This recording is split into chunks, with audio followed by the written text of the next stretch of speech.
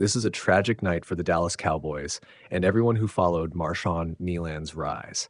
He was just 24, a young man whose life was defined by hard work, by the grind from small-town fields to big-time stadium nights. Tonight, we remember the player, the teammate, and the person behind the pads. Marshawn Kneeland came to the NFL with clear purpose. A standout at Western Michigan, he turned into a force off the edge, compiling 27.5 sacks across 5 college seasons and earning second-round draft status in 2024. He arrived in Dallas as a project with pedigree, and he paid that investment back with effort on and off the field. As a rookie, he appeared in 11 games, showing flashes of impact, hustle, power, and a motor that never quit. This season, he continued to grow, appearing in 7 games and delivering moments that teammates still talk about. A first NFL sack in Week 1, and just days ago, his first NFL touchdown after recovering a blocked punt in the end zone. The Cowboys, the NFL, and Kneeland's agent all released statements tonight expressing the same raw sorrow. The team called him a beloved teammate and asked for privacy for his girlfriend, Catalina, and his family as they grieve. His agent spoke in a voice many of us share right now, stunned, shattered, and deeply pained. In those words, you hear not just the loss of a player, but the loss of a friend, a colleague, a young life taken before its time. Details of the night are still emerging. Local authorities in Frisco say they are investigating as a possible suicide. Police were on the scene after a call for a welfare check and later located a vehicle involved in a pursuit. When officers were searching, they were informed that Kneeland had expressed suicidal thoughts. Investigators say they found him deceased. The Collin County Medical Examiner will determine the official cause, and the probe remains active. This is a difficult, ongoing process, and we will rely on the medical examiner and law enforcement for confirmed facts as they are released. In public conversation, it's important to tread carefully. There is a temptation to fill gaps with speculation. Tonight, the responsible path is to center the person, not the noise. Marshawn was more than a roster entry. He was a son and a brother, a partner, a teammate whose teammates described him as putting his whole heart into every snap and every practice.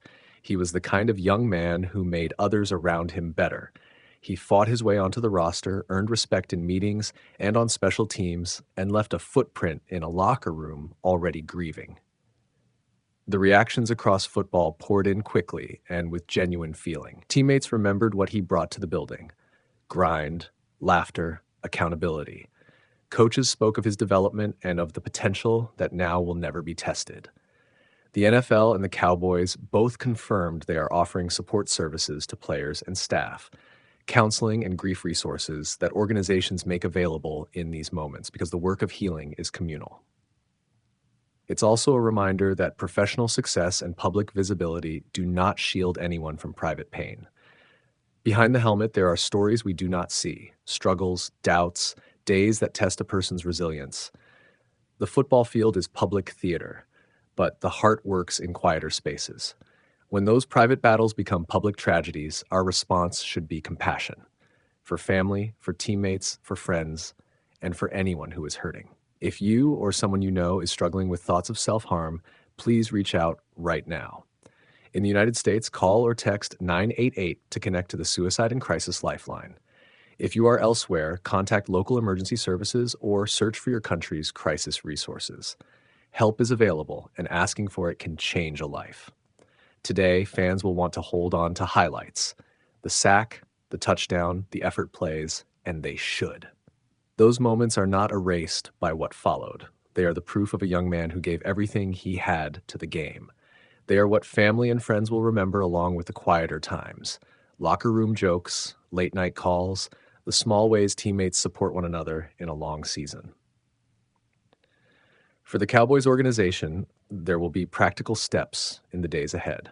The team will gather, grieve together, and lean on the counseling and support systems the league provides.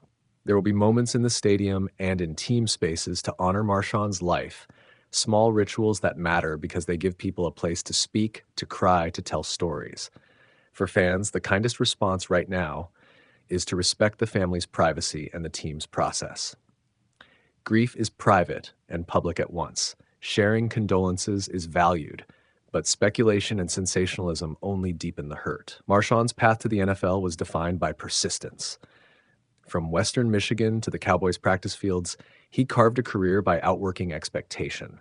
That work mattered to coaches, to teammates, and to the fans who saw flashes of a real playmaker.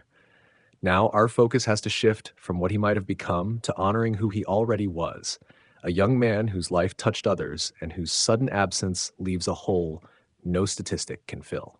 We will continue to follow verified updates from law enforcement and statements from the family and team.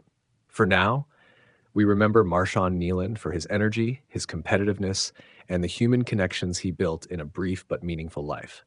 We hold his loved ones in our thoughts and pledge to treat this story with the care it deserves. If you are watching and you need help, you are not alone. In the United States, call or text 988 for the Suicide and Crisis Lifeline. If you are outside the U.S., please contact local emergency services or search for your country's crisis hotline. Reach out to someone you trust. Asking for help is a sign of strength. He ran into the league with a chip the size of a Midwest sky, a kid from Western Michigan with eyes on bigger lights. And at 24, Marshawn Kneeland's story stopped so suddenly it left a city asking a question it can't quite answer. There's a moment every athlete carries in private, a memory of the first time the game felt possible. For Kneeland, it was different. People's clips stitched into one highlight reel. Sack dances in college, a steady climb of 27.5 sacks over 5 seasons at Western Michigan, a second-round call with the Cowboys in 2024. From practice fields to locker rooms, he built himself into a professional. 14 tackles as a rookie, first NFL sack in Week 1 of 2025, and that strange, electric joy of scooping up a blocked punt and taking it to pay dirt. Those plays are the easy postcards, flashes that show us how he lived on the field. And yet the hardest part of reporting a life is that the ledger we record, stats, snaps, starts, is only one frame of a wider film. This week's headlines are short and sharp. The Dallas Cowboys announced his passing. The NFL released a statement offering support to the team. The family and agent issued words that tremble with private loss. Police in Frisco say they are investigating his death as an apparent suicide. Officers responding to a vehicle pursuit and a welfare check later located Kneeland and found him deceased. The investigation remains active, and the medical examiner will make the official determination.